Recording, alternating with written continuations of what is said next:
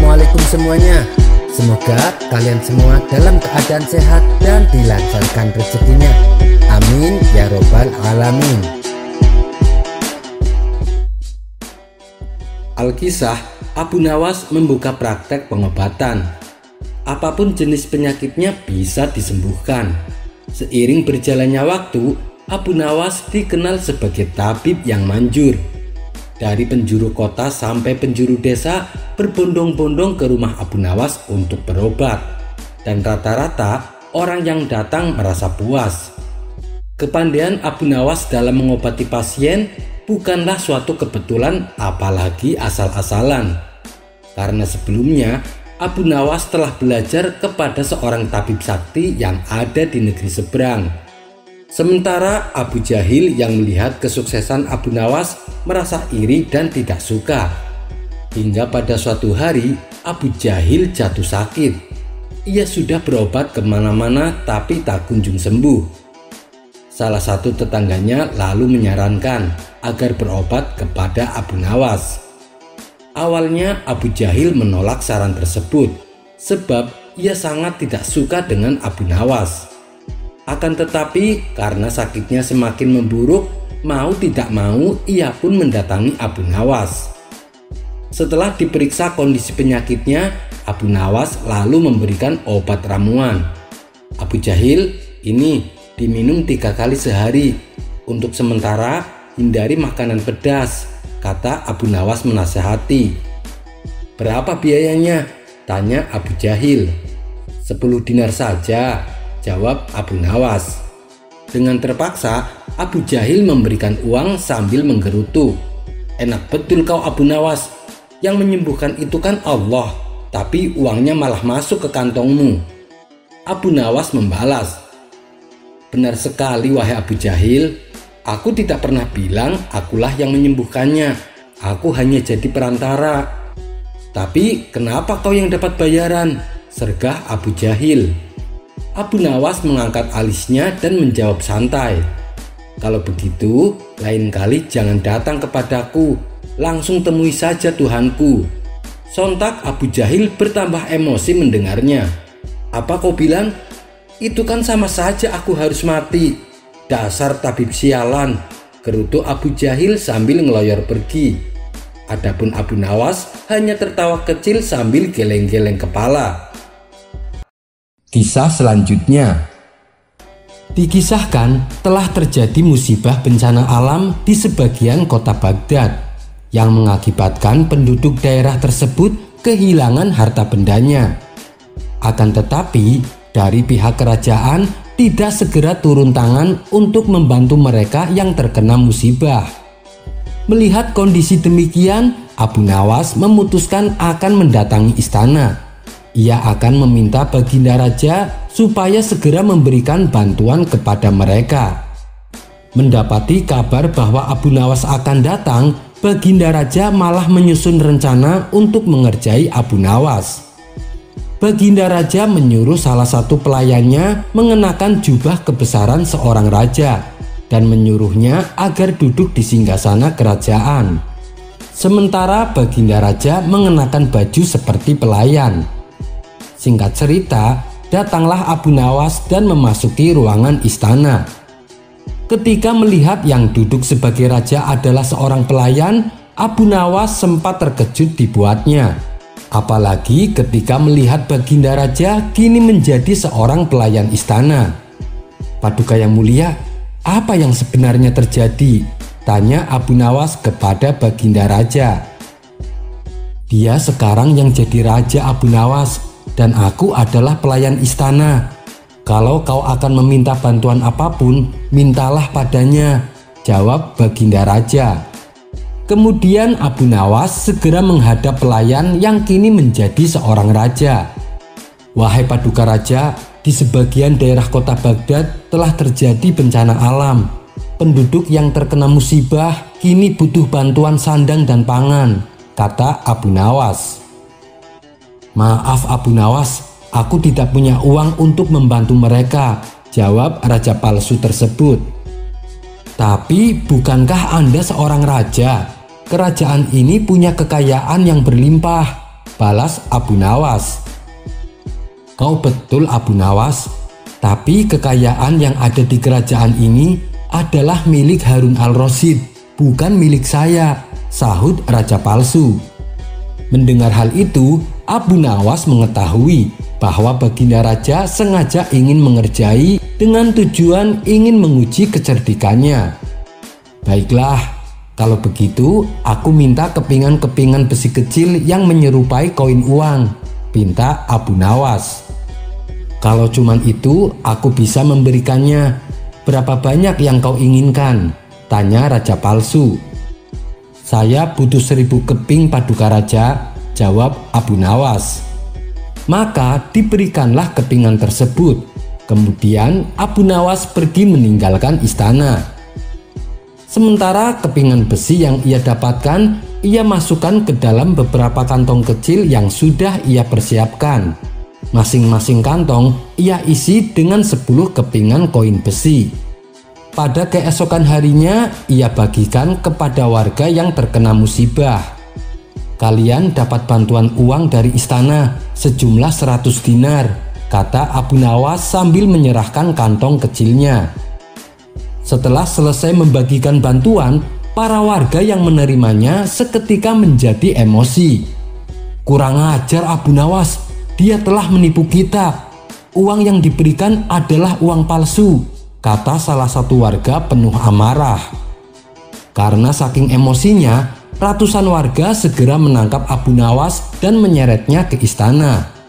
Baginda Raja yang sedang duduk di atas singgasana terkejut oleh kehadiran ratusan orang di depan gerbang istana. Ia pun langsung menghampiri mereka. Ada apa ini? Tanya Baginda Raja. Ampun Paduka yang mulia, Abu Nawas telah menipu kami. Dia memberikan uang palsu kepada kami. Katanya itu adalah bantuan dari istana, jawab mereka. Sontak Baginda Raja pun ikut-ikutan emosi. Kau sangat keterlaluan Abu Nawas, mereka sedang dilanda musibah, tapi kau malah memberikan uang palsu, bentak Baginda Raja. Namun bukannya takut, Abu Nawas malah cengengesan. Hal ini membuat Baginda Raja semakin bertambah emosi. Ia pun segera menyuruh beberapa pengawal untuk memasukkan Abu Nawas ke dalam penjara. Tunggu yang mulia, salah saya apa? Kenapa saya harus dipenjara? Tanya Abu Nawas. Kau tidak usah berpura-pura Abu Nawas. Sudah jelas-jelas kau melakukan penipuan dan mereka telah menjadi korbannya. Dan kau telah berani memfitnah bahwa uang palsunya berasal dari istana, hardik Baginda Raja. Maaf Paduka yang mulia, kita semua tahu bahwa Paduka adalah seorang raja yang bijak. Tentunya Paduka akan memberikan hak berbicara kepada seorang terdakwa untuk melakukan pembelaan, kata Abu Nawas. Baik, apa pembelaanmu? Tanya Baginda Raja. Sebelum saya melakukan pembelaan, izinkan saya bertanya kepada Paduka. Sesuatu yang keluar dari kuda, pasti namanya akan diembel-embeli kata kuda. Misalnya, ketika mengeluarkan anak, namanya pasti anak kuda. Tidak mungkin jadi anak sapi. Begitu pula saat mengeluarkan kotoran, namanya juga kotoran kuda. Bagaimana menurut Paduka? Ucapan saya salah atau benar? Tanya Abu Nawas. Benar, tapi apa hubungannya dengan kesalahanmu? Kata Baginda Raja balik bertanya. Begini Paduka, tempo hari sewaktu saya ke istana, yang duduk di atas singgasana adalah raja palsu. Jadi apapun yang dia berikan padaku pasti berupa sesuatu yang palsu, termasuk kepingan koin besi yang aku bagikan kepada mereka. Kepingan koin itulah yang disebut mereka sebagai uang palsu, dan saya pun membenarkan mereka. Namanya saja pemberian raja palsu, jadi yang saya terima pasti juga uang palsu. Dan sekarang berhubung raja aslinya telah kembali, maka sudah menjadi kewajiban raja asli untuk mengganti uang palsu mereka menjadi uang yang asli, jelas Abu Nawas. Mendengar penjelasan tersebut, Baginda Raja pun memuji akan kecerdikan Abu Nawas. Ia segera mengganti uang palsu dengan uang asli kepada para warga. Adapun para warga tampak bingung dan heran akan tingkah Abu Nawas ini. Tadinya dia dianggap telah menipu, tapi kenapa malah membantu mereka? Abu Nawas pun lalu memberitahu dan menceritakan kejadiannya dari awal dan alasan kenapa dia berbuat demikian. Begitu mengetahui yang sebenarnya, mereka yang tadinya marah dan emosi merasa bersalah dan meminta maaf kepada Abu Nawas. Kisah selanjutnya. Dikisahkan Abu Nawas tengah pusing mencari pekerjaan. Ia pun bertanya kepada kawan-kawannya, barangkali ada lowongan kerja. "Kamu serius mau cari kerja? Kalau memang benar, aku akan memperkenalkanmu dengan saudagar kaya," ujar kawannya. "Iya, saya serius," jawab Abu Nawas. Lalu oleh kawannya ia dibawa ke rumah saudagar tersebut dan Abu Nawas pun diterima bekerja. Singkat cerita, setelah seminggu berlalu, saudagar kaya puas dengan cara kerja Abu Nawas. Begitu pula dengan Abu Nawas, ia betah bekerja kepadanya. Di samping orangnya baik, si saudagar juga seorang yang ramah. Suatu ketika, si saudagar mengundang Abu Nawas untuk duduk bersamanya. "Wahai Abu Nawas, aku dengar kau pandai melucu. Ceritakanlah beberapa kisah lucumu. Jangan khawatir, aku akan memberimu imbalan," kata si saudagar. Abu Nawas pun mulai bercerita.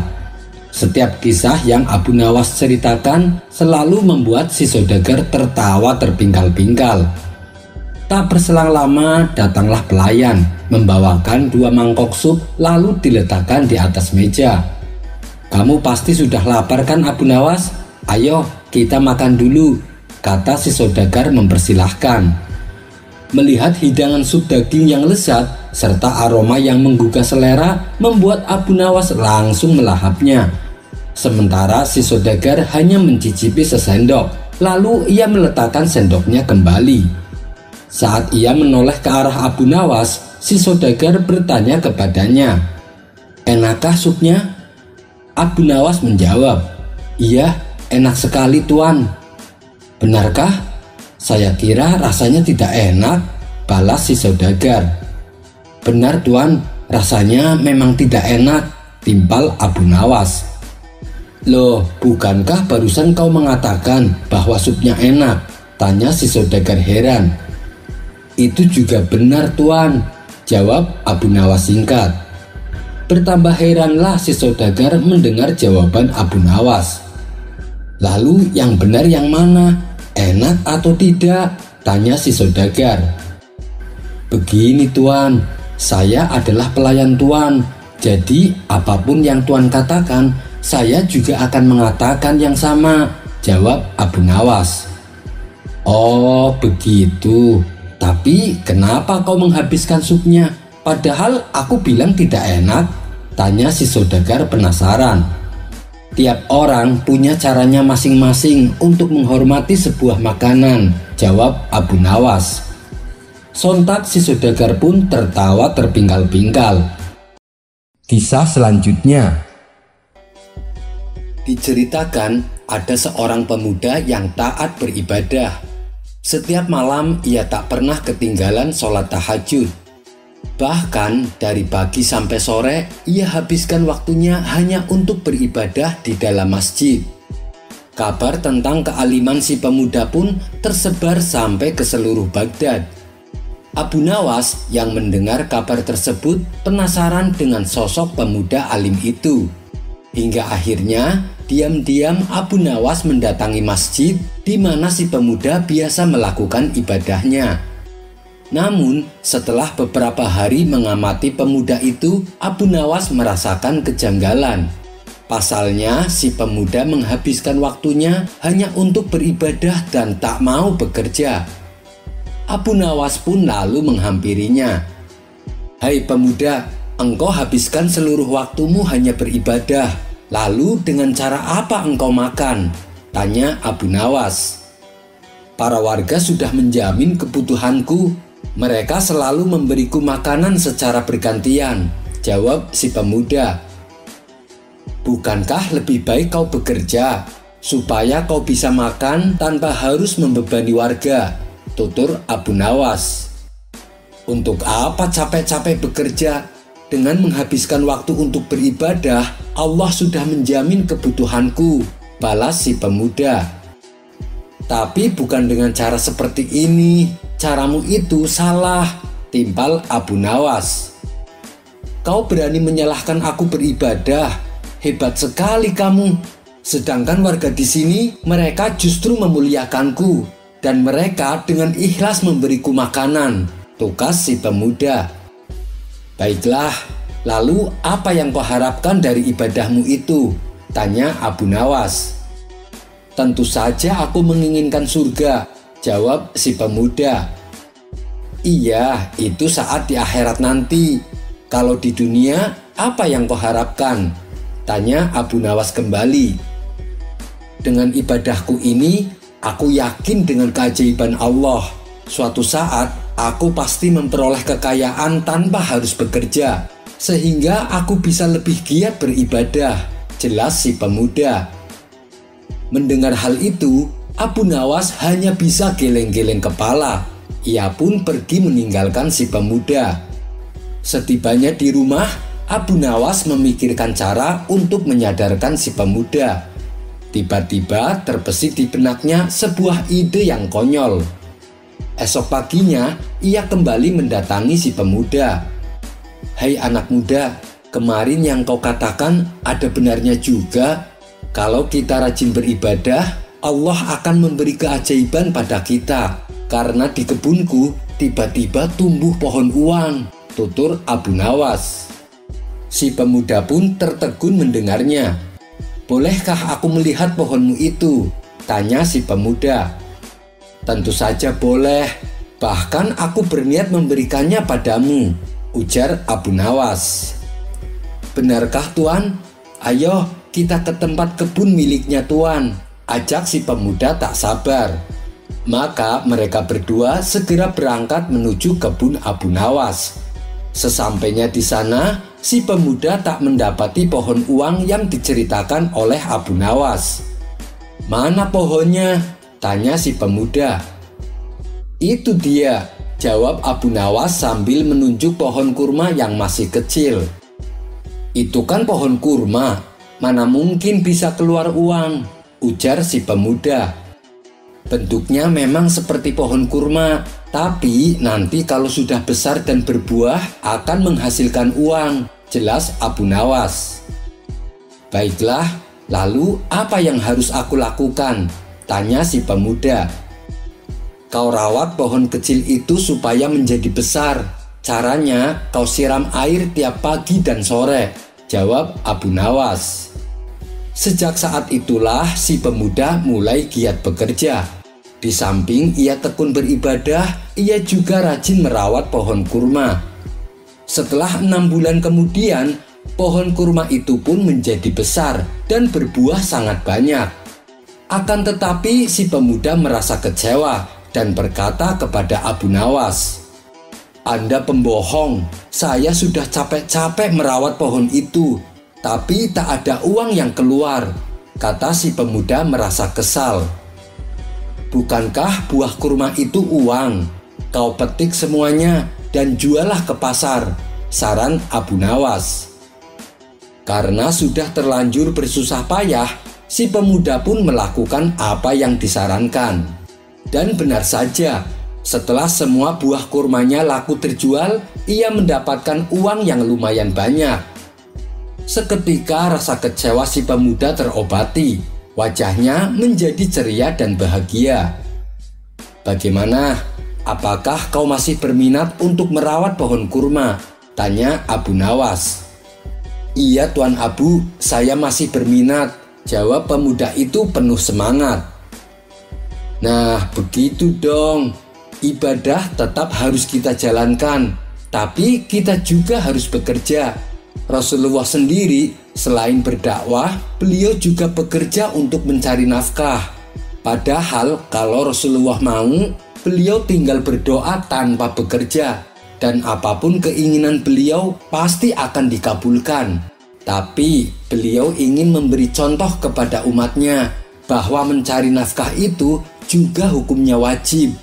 Apalagi kalau bekerja diniatkan ibadah, misalnya untuk menafkahi keluarganya, dan selebihnya untuk bersedekah, maka akan mendapatkan dua keuntungan, yaitu keuntungan secara materi dan juga keuntungan pahala, tutur Abu Nawas. Setelah mendengar penuturan Abu Nawas, si pemuda pun mulai menyadari atas kekeliruannya, dan ia berjanji mulai saat itu ia akan rajin beribadah dan juga rajin bekerja. Kisah selanjutnya.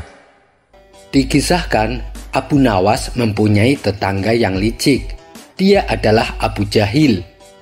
Abu Jahil mempunyai kebun yang ditanami berbagai macam buah-buahan.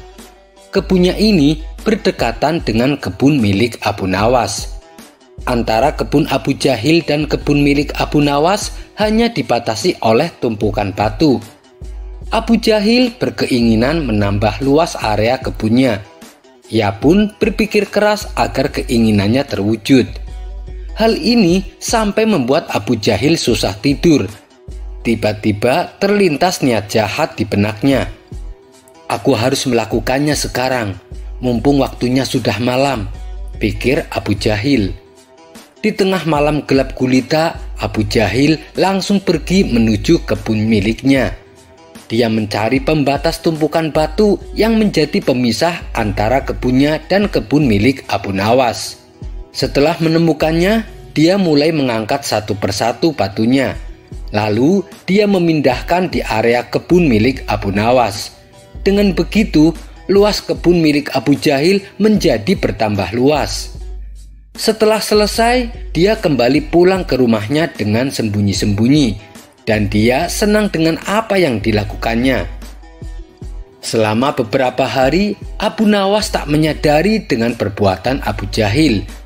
Ia masih santai menanam buah-buahan di area yang telah dicuri Abu Jahil.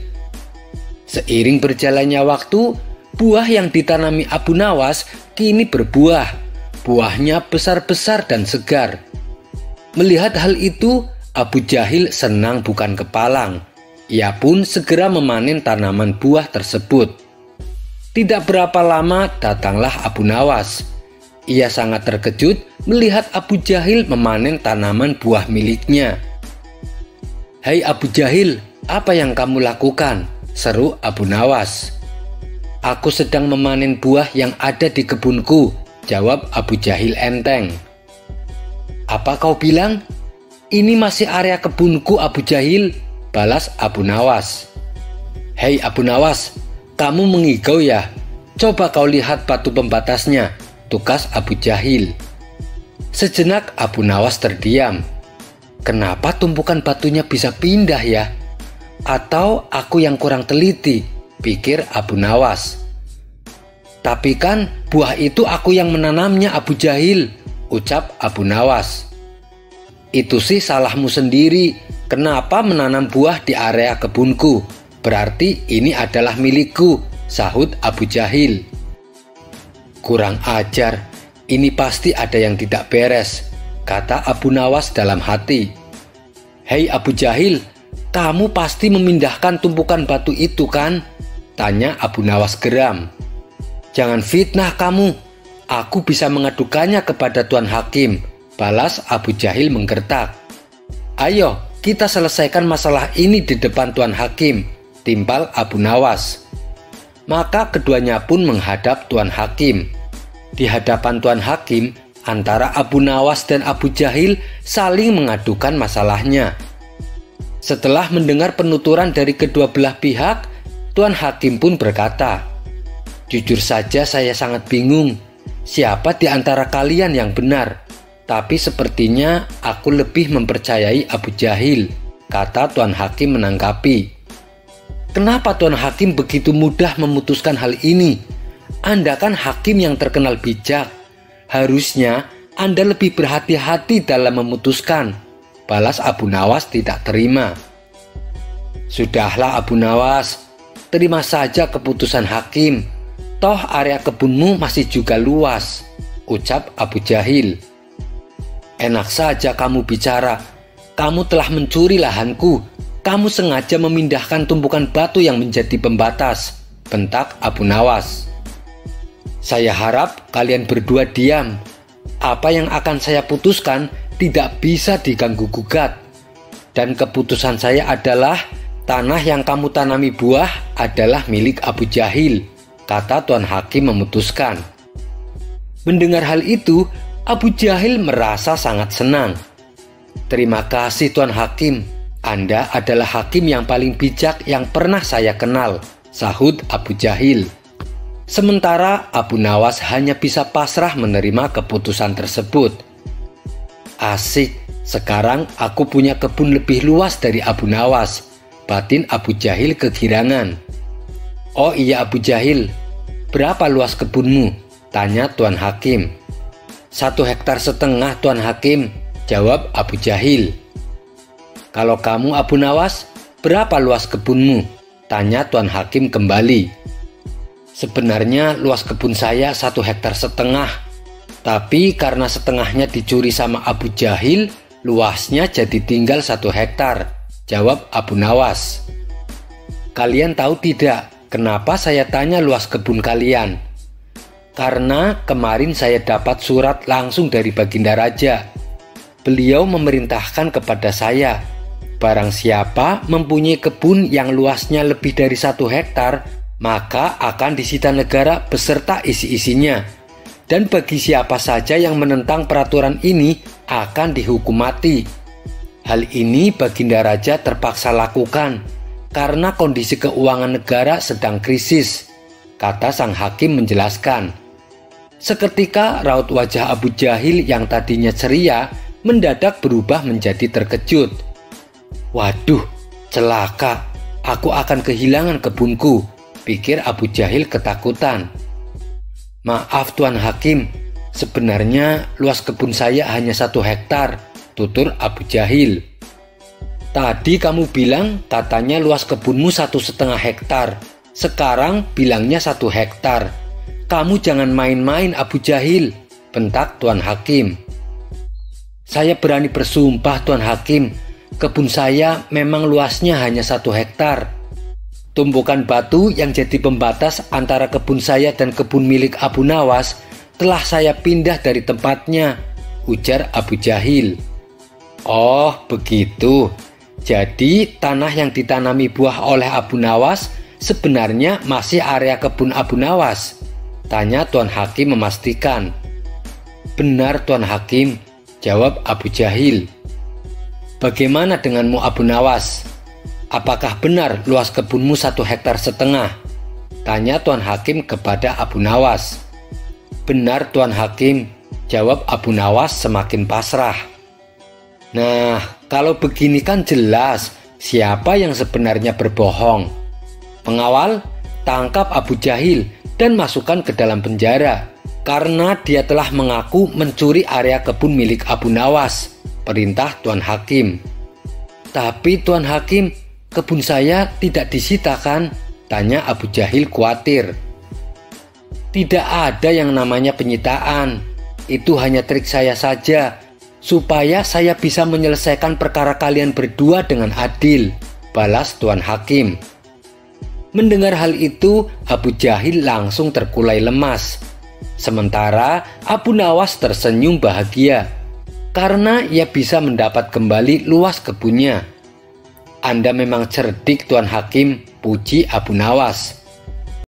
Kisah selanjutnya. Suatu kali Abu Nawas pergi keluar kota untuk menemui sahabat lamanya. Dengan membawa perbekalan seadanya, ia berangkat menuju kota tempat sahabatnya. Singkat cerita, sampailah ia di rumah sahabatnya. "Assalamualaikum," ucap Abu Nawas dan mengetuk pintu rumahnya. Saat pintu rumah dibuka, sahabatnya kaget bercampur bahagia.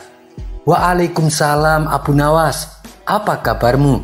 jawab sahabatnya sambil memeluk Abu Nawas. "Mari, silahkan masuk Abu Nawas," ajak sahabatnya. Mereka berdua saling melepas rindu dan terlibat perbincangan yang penuh canda tawa. Setelah ngobrol kesana kemari, terdengarlah suara adzan asar. "Wahai kawan, saya minta izin sholat di rumahmu," pinta Abu Nawas. "Oh, silahkan Abu Nawas, saya mau keluar sebentar untuk membeli makanan," balas sahabatnya.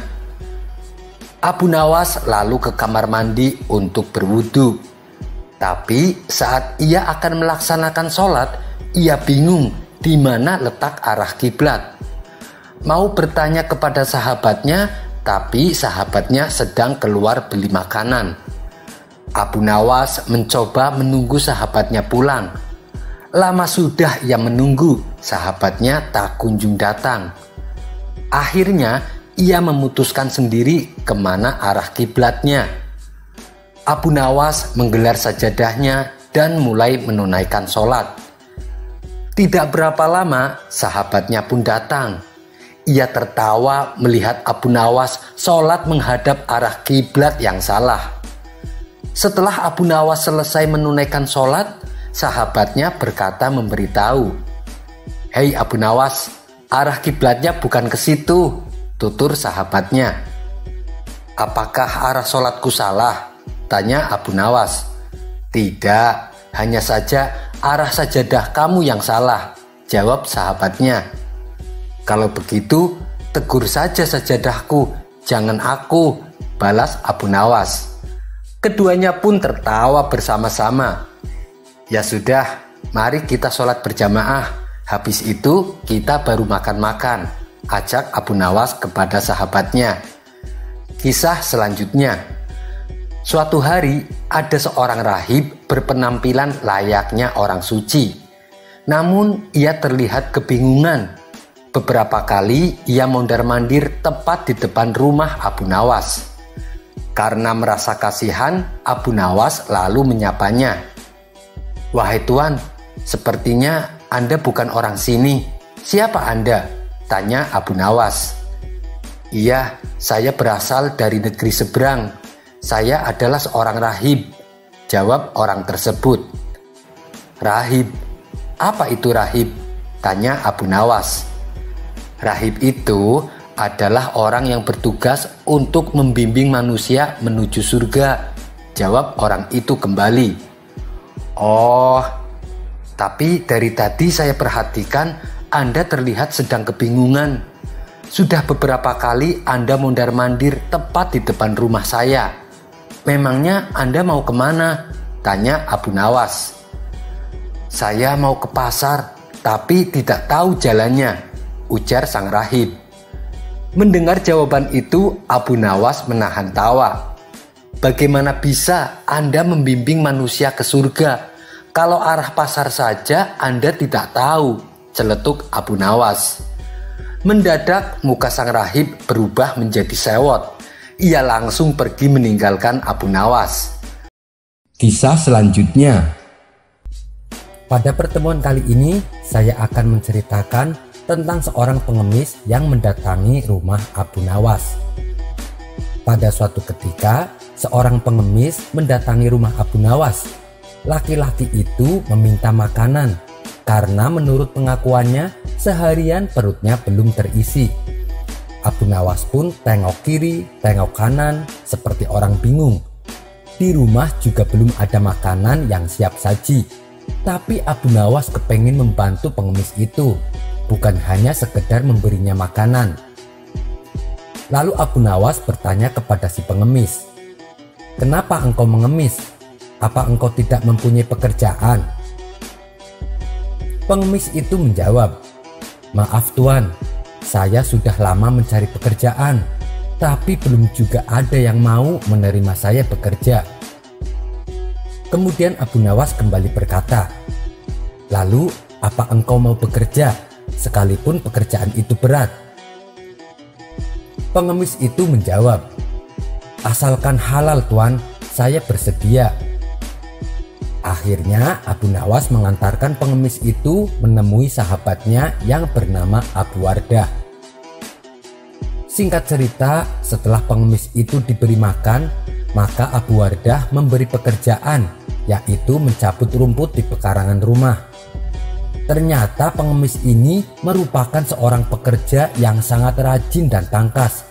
Dalam waktu singkat saja, pekerjaannya pun selesai. Abu Wardah pun sangat kagum dan tergerak hatinya untuk memberi pekerjaan yang lebih serius. Ia pun meminta pengemis itu untuk memisahkan satu ember kurma menjadi 3 bagian. Yang bagus diletakkan di keranjang pertama, sementara kurma yang sedang diletakkan di keranjang yang kedua, dan kurma yang paling jelek diletakkan di keranjang ketiga. Keesokan harinya Abu Nawas datang ke rumah Abu Wardah untuk menanyakan kabar tentang pengemis itu. Abu Wardah pun menjelaskan bahwa pengemis itu sangat rajin dan terampil saat mencabut rumput di pekarangan rumahnya, sehingga dirinya menyimpulkan bahwa pengemis itu adalah pekerja yang baik. Maka dari itu Abu Wardah memberikan pekerjaan yang lebih serius kepadanya. Lalu sekarang dia bekerja apa? Tanya Abu Nawas. Abu Wardah menjawab, tadi malam saya suruh untuk memisahkan kurma-kurma menjadi 3 bagian. Mari kita ke sana untuk melihatnya. Tentu pekerjaannya sudah selesai, ajak Abu Wardah. Tapi apa yang terjadi? Keduanya mendapati pengemis itu sedang tidur pulas. Tugas yang diberikan pun belum dikerjakan. Dengan penuh tanya, Abu Wardah pun membangunkan pengemis itu. Hei, bangun! Kenapa engkau tidak menyelesaikan pekerjaanmu yang sangat mudah itu? Tanya Abu Wardah. Pengemis itu menjawab, maaf Tuan, kalau hanya memindahkan kurma, sesungguhnya itu pekerjaan mudah. Yang sulit bagi saya adalah membuat keputusan mana kurma yang baik, mana kurma yang jelek, dan mana kurma yang sedang. Karena saya tidak diberitahu sebelumnya. Mendengar jawaban tersebut, Abu Wardah pun menepuk jidatnya. Sungguh, itu tak terpikirkan olehku. Sementara Abu Nawas yang melihat kejadian itu pun hanya bisa tersenyum. Ia pun geleng-geleng kepala karena sahabatnya itu hanya bisa memberikan tugas saja, tapi tidak mengajarinya dengan baik cara melakukannya. Kisah selanjutnya.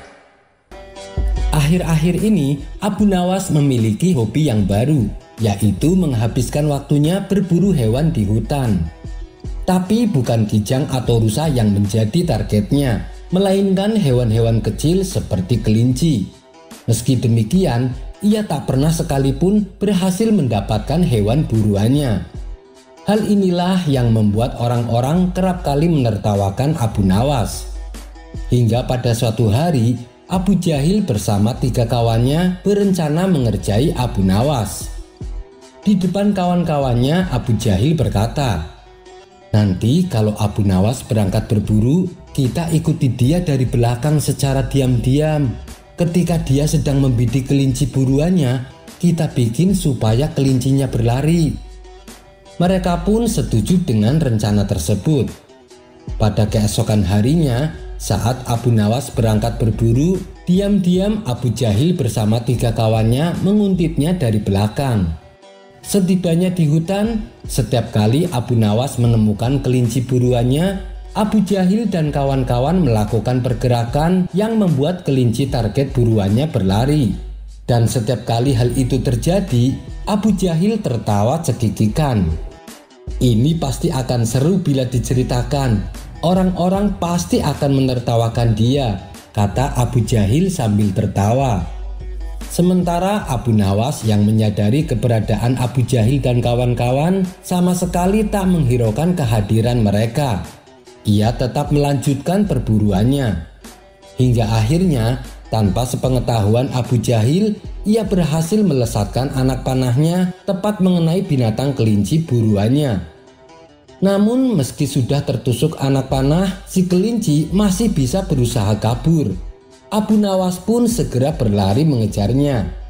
Melihat tingkah Abu Nawas ini, Abu Jahil dan kawan-kawannya tertawa mengejek. Cara berburu model apa lagi itu? Kenapa kau berlari mengejarnya? Biasanya kau menggunakan panah, ledek Abu Jahil sambil tertawa. Aku tidak sedang berburu, kelinci itu mengambil barang punyaku, balas Abu Nawas. Abu Jahil dan kawan-kawan terkejut mendengarnya. Dia mengambil barang apa darimu? Tanya Abu Jahil. Aku tak bisa menjelaskannya sekarang, nanti keburu kelincinya menghilang.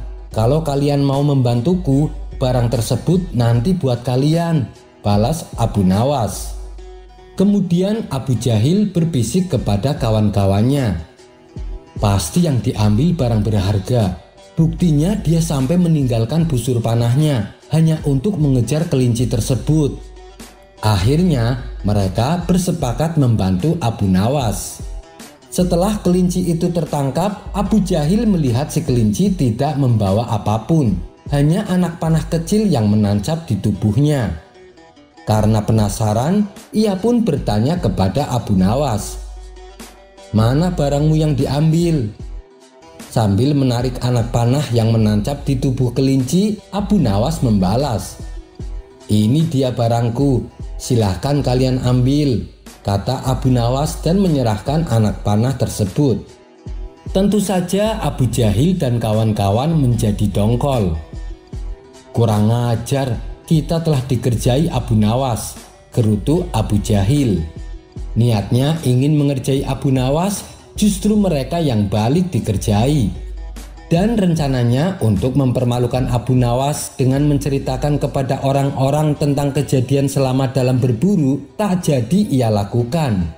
Sebab kalau ia sampai menceritakan, justru ia sendiri yang akan ditertawakan. Adapun Abu Nawas, berkat kehadiran Abu Jahil dan kawan-kawan, ia berhasil mendapatkan hewan buruannya. Kisah selanjutnya.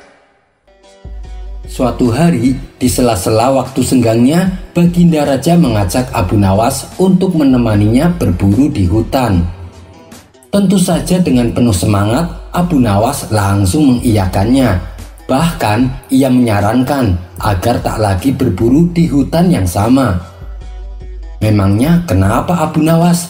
Apa kamu punya rencana lain?" tanya Baginda Raja. "Tepat sekali, saya akan mengajak Paduka ke hutan yang banyak binatang rusa," jawab Abu Nawas.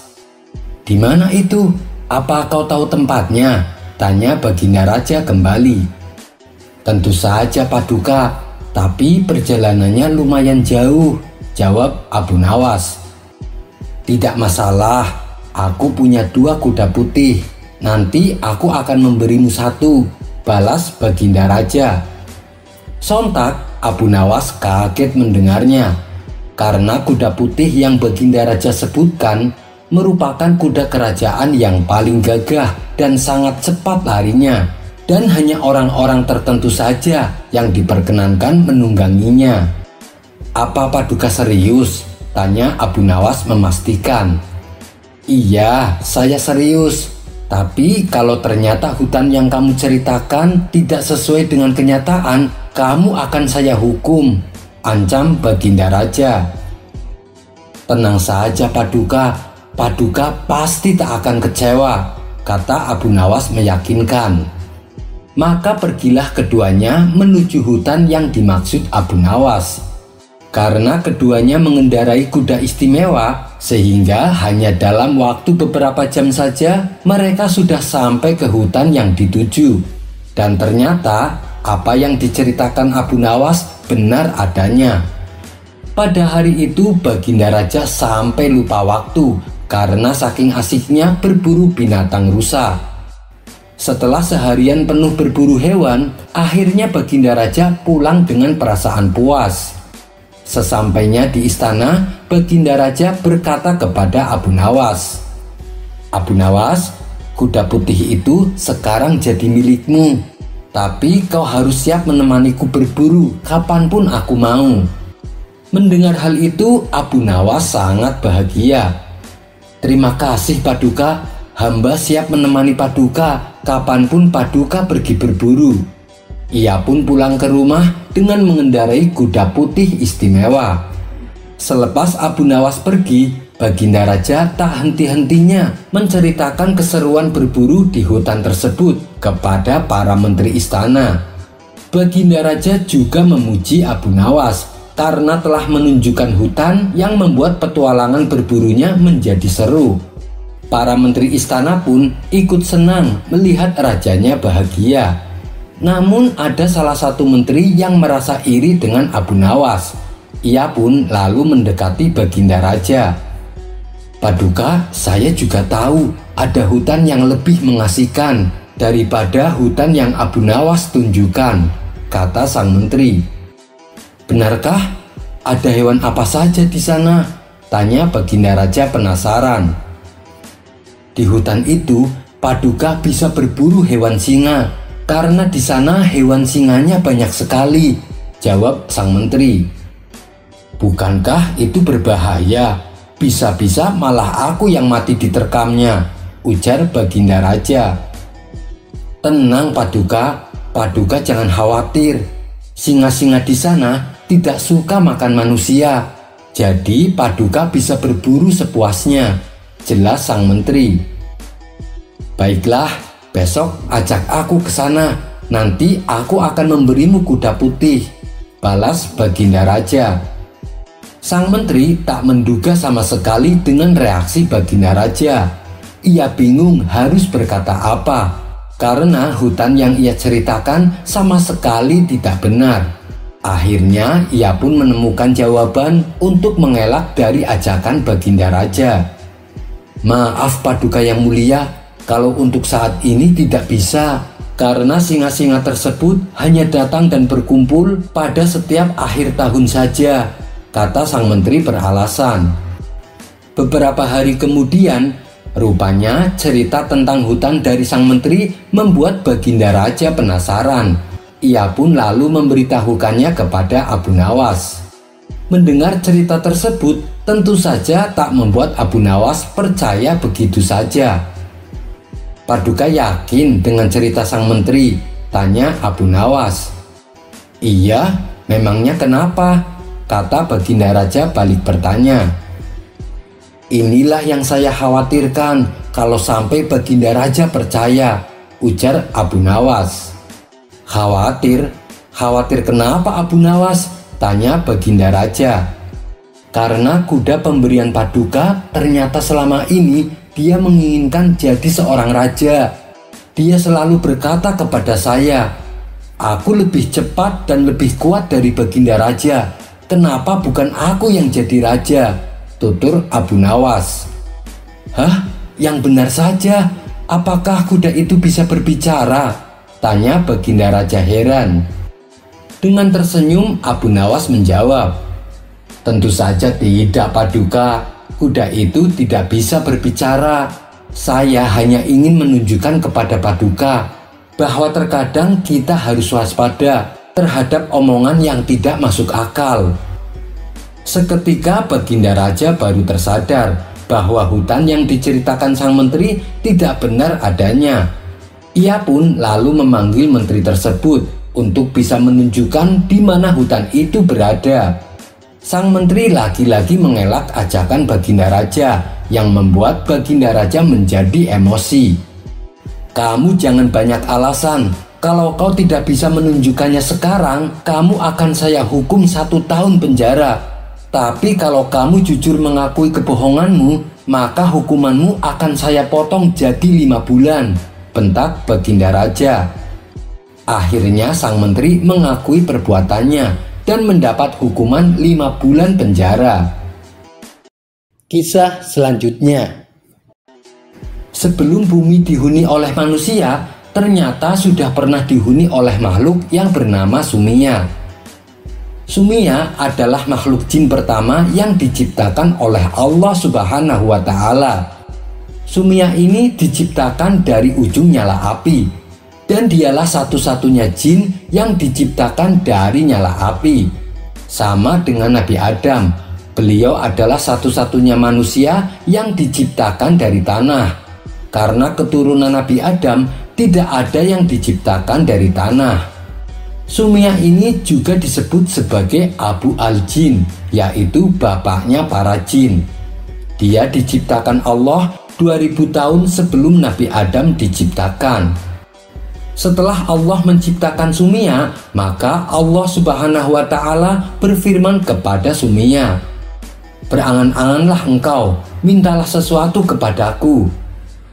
Sumiyah mengatakan, "Kami hanya mengharap kepadamu ya Rob, agar kami bisa melihat dan tidak bisa dilihat. Dan kami minta agar tetap muda terus dan tidak pernah tua." Allah pun mengabulkan permintaannya.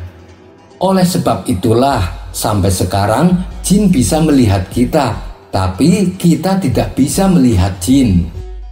Kemudian Allah memberikan bumi sebagai tempat tinggal Sumiyah. Dialah makhluk pertama penghuni bumi sebelum Nabi Adam diciptakan. Dia juga jin pertama yang beribadah kepada Allah di permukaan bumi ini. Lantas Sumiyah menikah dengan jin pasangannya yang diciptakan oleh Allah Subhanahu wa Ta'ala. Dan dari hasil pernikahannya, mereka memiliki keturunan yang sangat banyak jumlahnya. Hingga keturunan dari mereka ini mendirikan kerajaan-kerajaan hingga ke seluruh penjuru dunia. Sayangnya, setelah Sumiyah wafat, anak keturunannya ingkar kepada Allah. Yang ada mereka justru saling menumpahkan darah. Mereka saling berperang untuk memperebutkan daerah kekuasaan. Lalu Allah mengirim nabi-nabi yang juga dari kalangan mereka, yaitu kalangan bangsa jin, dengan tujuan untuk menyadarkan dan mengajak kembali ke jalan Allah. Akan tetapi para nabi-nabi yang diutus malah dibunuh oleh mereka. Disitulah kemudian Allah mengirim para malaikat guna membasmi bangsa jin yang membangkang. Mendapat serangan dari para malaikat, sebagian dari kalangan jin ini lari bersembunyi di perbukitan. Ada pula yang lari sembunyi di lautan. Di saat itulah para malaikat melihat ada jin kecil yang bernama Azazil. Para malaikat ini lalu membawanya ke langit, dirawat dan dididik hingga menjadi jin yang sangat alim. Setelah tumbuh dewasa, Azazil menjadi makhluk yang paling alim di antara para malaikat di langit. Saking alimnya, ia sampai dinaikkan derajatnya oleh Allah menjadi Sayyidul Malaikat, yaitu pemimpinnya para malaikat. Kala itu, Azazil mempunyai bentuk yang rupawan. Ia rajin beribadah dimanapun ia berada. Dari lapisan langit pertama sampai ke-7, tidak ada sejengkal tempat pun kecuali Azazil pernah gunakan untuk bersujud kepada Allah. Begitu alimnya Azazil waktu itu. Bahkan ketika kalangan jin kembali membuat kerusakan di bumi, Azazilah yang menjadi panglima para malaikat. Ia dan pasukan malaikat bertempur menumpas jin-jin yang membangkang. Hingga akhirnya bumi pun menjadi kosong tak berpenghuni. Yang ada hanya beberapa bangsa jin yang berhasil selamat karena sembunyi di perbukitan dan lautan. Suatu hari, malaikat melihat sebuah tulisan yang terpampang di salah satu dinding surga dan tertulis sebagai ketetapan Allah. Tulisan tersebut isinya sebagai berikut: "Karena kesombongan, seorang yang sangat dekat dengan Allah akan mendapat laknat." Membaca tulisan itu, para malaikat menangis semuanya, termasuk Israel. Mereka sangat takut dan khawatir apabila makhluk yang tercatat sebagai ketetapan Allah itu adalah diri mereka. Kemudian mereka semua sepakat untuk menemui Azazil. Dia adalah pemimpin atau penghulu para malaikat yang setiap lapis langit mendapat kehormatan. Azazil kurang lebih sudah 120.000 tahun mengabdi kepada Allah dan setiap doanya niscaya dikabulkan. Para malaikat tersebut meminta kepada Azazil supaya didoakan agar terhindar dari laknat Allah. Azazil pun memenuhi permintaan mereka. Ia berdoa agar para malaikat terhindar dari murka Allah. Tapi ia lupa ia tidak berdoa untuk dirinya. Lalu tibalah suatu hari Allah mengumpulkan para malaikat untuk diberitahu perihal penciptaan Adam sebagai manusia dan pemimpin di dunia. Para malaikat terperanjat dan protes. Menurut pengetahuan mereka, manusia adalah makhluk pembuat kerusakan yang paling nyata. Menjawab protes malaikat, Allah pun berfirman bahwa hanya Dia yang mengetahui segala sesuatu dan mereka tidak. Mendengar hal itu, para malaikat seketika menunduk dan memohon ampun. Allah kemudian memerintahkan mereka untuk bersujud kepada Adam. Serempak mereka langsung bersujud, kecuali Azazil. Azazil merasa dirinya lebih mulia dari Adam. Dia menganggap Adam hanya diciptakan dari tanah, berbeda dengan dirinya. Ia diciptakan dari api. Akibat membangkang perintah Allah, wujud Azazil yang tadinya rupawan seketika berubah menjadi wujud yang sangat jelek, dan namanya berganti menjadi iblis. Sejak saat itu barulah diketahui bahwa Azazil adalah makhluk yang dimaksud dalam tulisan di dinding surga. Ia pun diusir dari surga dan menjadi penghuni bumi. Hal inilah yang memicu kebencian iblis kepada Adam semakin bertambah. Apalagi ketika tahu kalau Allah menciptakan Siti Hawa sebagai pasangannya di surga. Iblis kemudian menggunakan tipu dayanya supaya Adam dan Hawa juga dikeluarkan dari surga. Akhirnya, berkat usahanya yang tak mengenal lelah, iblis berhasil memperdayai Adam dan Hawa untuk melanggar perintah Allah, yaitu memakan buah khuldi. Adam dan Hawa pun akhirnya dikeluarkan dari surga dan menjadi penghuni bumi. Demikianlah kisah makhluk yang pertama kali menghuni bumi sebelum Adam diciptakan. Kisah ini sebagian diambil dari kisah-kisah Israiliyat. Wallahu a'lam bishawab. Kisah selanjutnya. Seperti biasa, Raja Harun al-Rasyid lagi-lagi memberikan misi mustahil kepada Abu Nawas.